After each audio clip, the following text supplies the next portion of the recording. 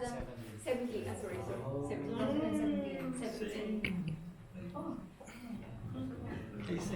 Yeah, that's Heisei era.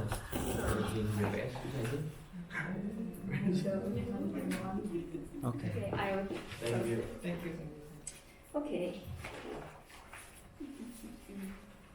Now, I'll move on to the next topic. Let me elaborate on issues surrounding Japan's public finance. This pie chart illustrates Japanese expenditure and revenue of the general account in 2019, so this year's budget. The 2019 budget is the largest one that has been made until now, and it reached to about 100 trillion yen. The amounts allocated for social security expenditure and national debt service have increased in recent years.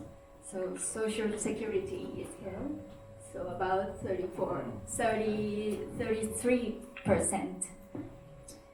And the proportion of other policy expenses like public works, education and science, and national debts, etc., has decreased during this period. National debt service, local allocation tax grants, and social security expenditures now amount for approximately 3/4 of the total expenditure. Turning to the revenue side, tax and stamp revenue only covers 63% of expenditure. So here. And the rest is mostly covered by government bond issuance. Okay. What definition of social security in Japan? Okay, that's a good question. I will see. Okay. Social security is the cost for pension, and long-term care. Long-term care is for elderly person, and also the medical service. BPJS.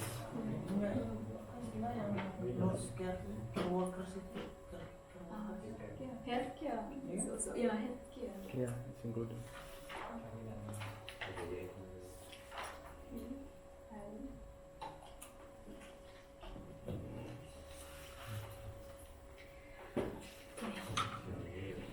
It is the comparison of the budget between fiscal year 1990 and this year. It indicates the budget structure of these 2 years. Comparing these 2 budgets, Social Security expenditure tripled in 2019. Tripled. Although other expenses such as public works, education, and others have not changed so much. Because of the huge amount of debt, the expense of national debt service has also increased. As I explained in the earlier topic, the gap between the expenditure and the revenue is now covered by special deficit financing bonds in 2019.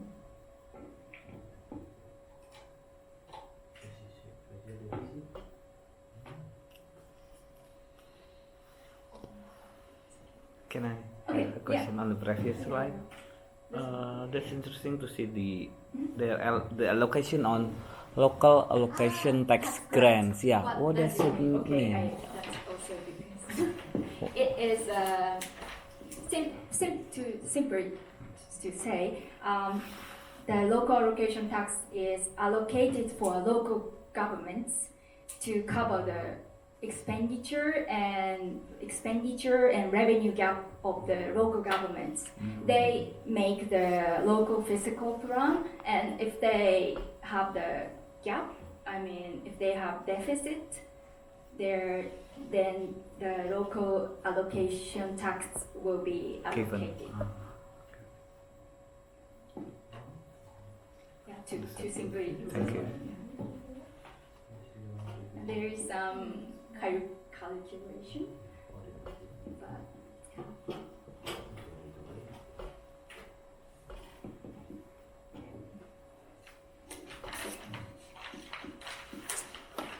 now I'm moving to the topics related to social security. The aging society brought us a rapid increase of social security benefits. At the left chart shows social security benefits have increased by about 70 trillion yen for these 27 years. However, social insurance contributions have only increased by 30 trillion yen over the same period. In this way, the balance between benefits and contributions has been continuously getting worse. As a result, the burden of the government almost tripled over this period. The gap between benefits and social insurance contributions has been financed with tax and debt. However, it should be actually financed not with debt but with stable revenues.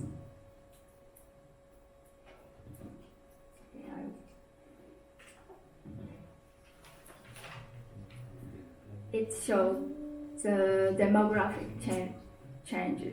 Oh, this is a challenge, but it means change. Okay. Moreover, Japan's social security expenditure is expected to increase further due to a rapidly aging population. The first baby boomers born in 1947 to 1949, after the World War II, they were born, are indicated in red, and in 2025 they will become 75 years old and over. We call them last stage elderly citizens. Maybe it's a little rude to say that. Furthermore, in 2040 or 2035, all second baby boomers born in 1971 to 1974, which means the children of the first baby boomers, will be aged 65 and over. So, yeah. This means people supporting today's social security system will decrease, and people who need to be supported will increase in 20 or 25 years. The chart illustrates increasing burden of social security benefits. As the chart shows, for people aged 75 and over, medical expenses per capita is 5 times as much as those who aged 65 to 74 in Japan. And long-term care cost is 10 times as much as those of people aged 65 to 74. This will be a large future burden to the public finance in Japan as people aged 65 to 74 decrease and those who aged 75 and older increase.